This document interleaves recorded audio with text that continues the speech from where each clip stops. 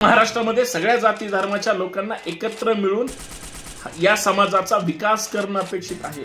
म्हणून माझा प्रश्न आहे, सांगा दादा, सांगा साहेब, सांगा ताई, सांगा नाना, यावेळेस मुस्लिमांनी कुणाला मतदान करायचं?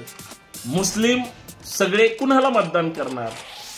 कारण मताचा भरपूर टक्का एका समाजावर जर अपेक्षित असेल तर तो समाज महाराष्ट्रातलाच आहे।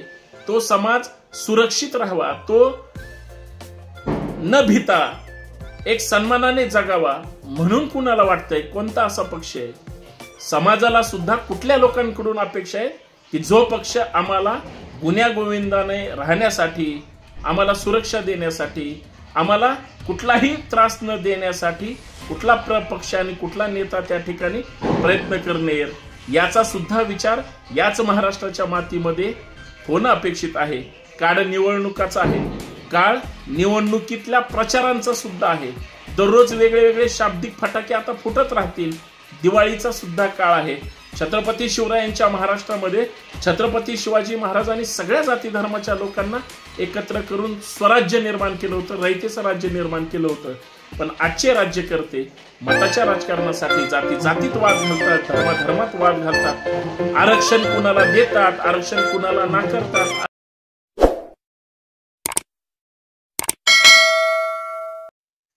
महाराष्ट्रात मुस्लिम मतांचं राजकारण 100% होणार।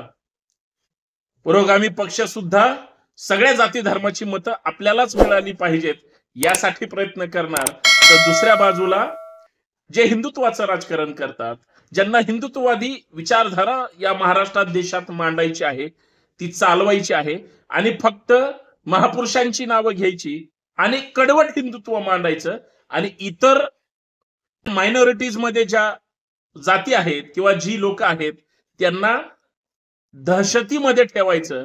परंतु दुसऱ्या बाजूला निवडणुका आल्या की सगळ्या पक्षांना सगळ्यांची मतं चालतात।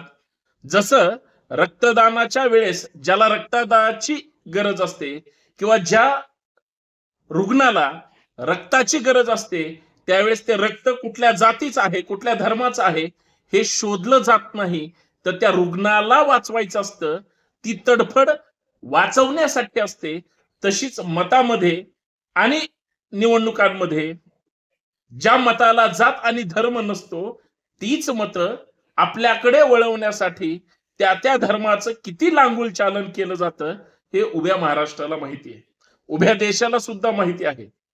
म्हणजे ज्या देशाचा सर्वोच्च नेता कट्टर हिंदुत्ववादी जरी असला तरी त्याला एखाद्या मुस्लिम राष्ट्रामध्ये किंवा मुस्लिम नेत्यासोबत देशाच्या बाहेर गेल्यानंतर आपल्या देशाशी आर्थिक व्यवहार व्हावा, आर्थिक हितसंबंध व्हावे म्हणून त्याच्या सोबत हस्तांदोलन करून सुद्धा त्याच्यासारखं वागावं लागतं।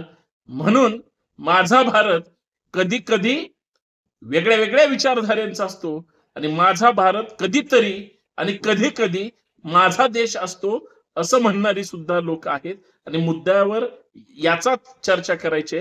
मित्रांनो, महाराष्ट्राचा विचार करूया।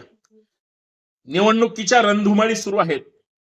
2024च्या निवडणुकीमध्ये जसं लोकसभेमध्ये जोर का झटका धीरे से लगे सत्ताधाऱ्यांना जाणवला, टीका झाल्या की तुम्ही मुस्लिम मतांवर त्या ठिकाणी जास्त जागा मिळवल्या।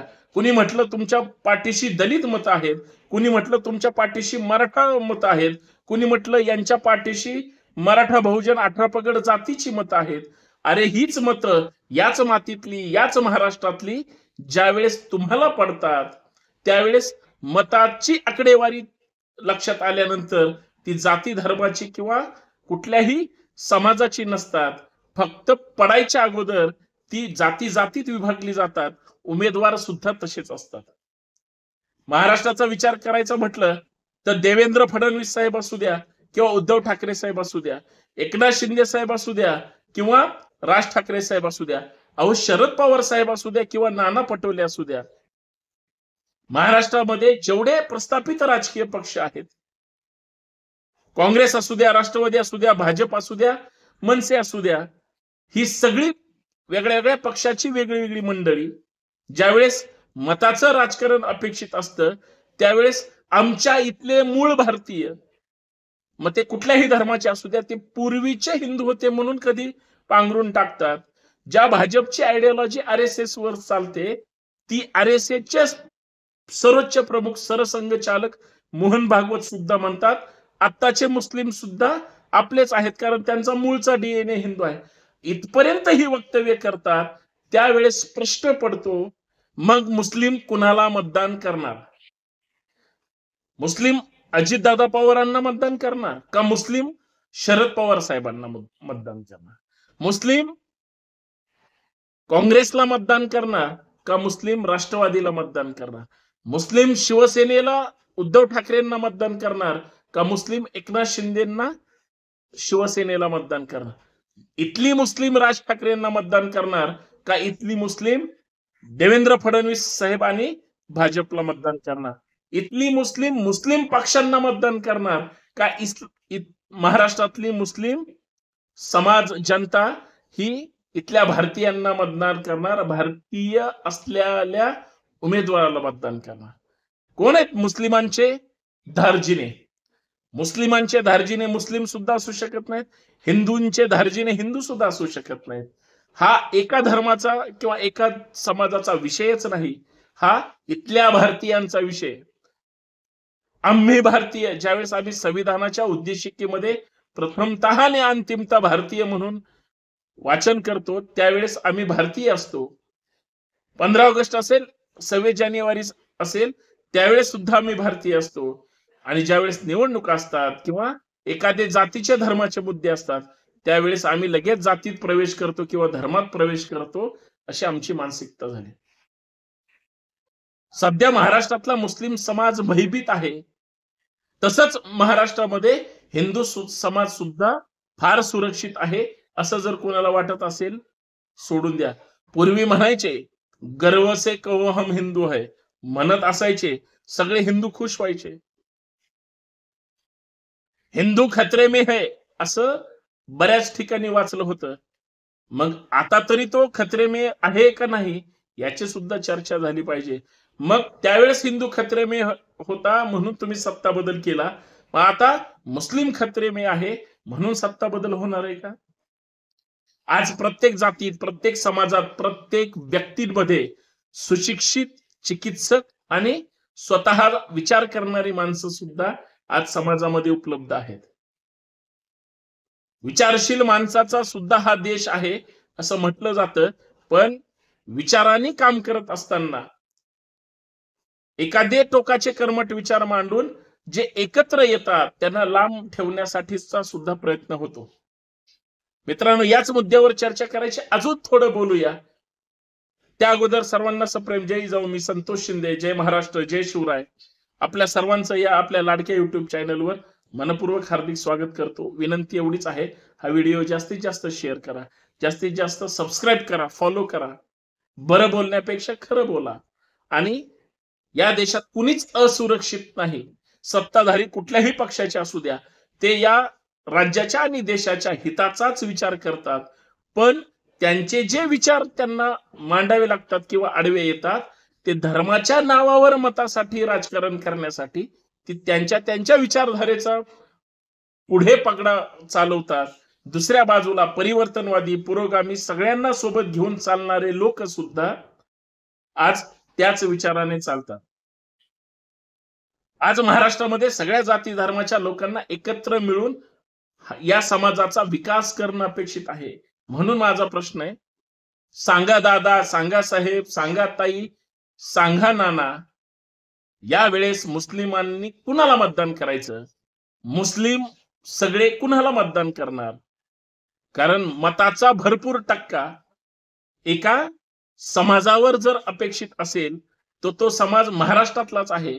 तो समाज सुरक्षित राहावा, तो न भीता एक सन्मानाने जगावा म्हणून कुणाला वाटतंय? कोणता असा पक्ष आहे? समाजाला सुद्धा कुठल्या लोकांकडून अपेक्षा आहे की जो पक्ष आम्हाला गुन्ह्या गोविंदाने राहण्यासाठी, आम्हाला सुरक्षा देण्यासाठी, आम्हाला कुठलाही त्रास न देण्यासाठी कुठला पक्ष आणि कुठला नेता त्या ठिकाणी प्रयत्न करणार, याचा सुद्धा विचार याच महाराष्ट्राच्या मातीमध्ये होणं अपेक्षित आहे. काळ निवडणुकाचा आहे, काळ निवडणुकीतल्या प्रचारांचा सुद्धा आहे. दररोज वेगळे वेगळे शाब्दिक फटाके आता फुटत राहतील. दिवाळीचा सुद्धा काळ आहे.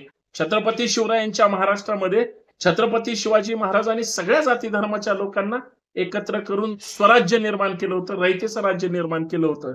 पण आजचे राज्यकर्ते मताच्या राजकारणासाठी जाती जातीत वाद घालतात, धर्मात वाद घालतात. आरक्षण कुणाला देतात, आरक्षण कुणाला नाकारतात, आरक्षण कुणालाही मिळू द्यायचं नाही असा सुद्धा प्रयत्न करतात. त्या माझ्या महाराष्ट्रामध्ये गुन्ह्या गोविंदाने तुम्ही आम्ही राहणार का याचा सुद्धा विचार झाला पाहिजे. आणि मतं टाकायला जात असताना किंवा मतदान करायला गेल्यानंतर प्रत्येक समाजाने, माझं मत आहे भारतीयाने, कुणाला मतदान टाकलं पाहिजे, मतदान केलं पाहिजे आणि मतदानाचा हक्क गाजवला पाहिजे हे सुद्धा आता कळलं पाहिजे. कारण माझा देश कालही होता, माझा देश आजही आहे, माझा देश उद्या सुद्धा असेल. कारण हा तुमचा माझा देश आहे, तुमचं माझं राष्ट्र आहे. त्याला कसं सार्वभौम, कसं सर्वोच्च ठेवता येईल, आपल्या तुमच्या माझ्यासाठी राष्ट्रच हेच कसं प्रथम ठेवता येतील. त्यामुळे कुठलाही नेता, कुठल्याही पक्षाचा, कुठल्याही विचाराचा असू द्या, तो सगळ्यांसाठी असावा. लोक मतदान त्यांनाच करतील असंच मला वाटतं. धन्यवाद. जय जिजाऊ, जय शिवराय, जय महाराष्ट्र.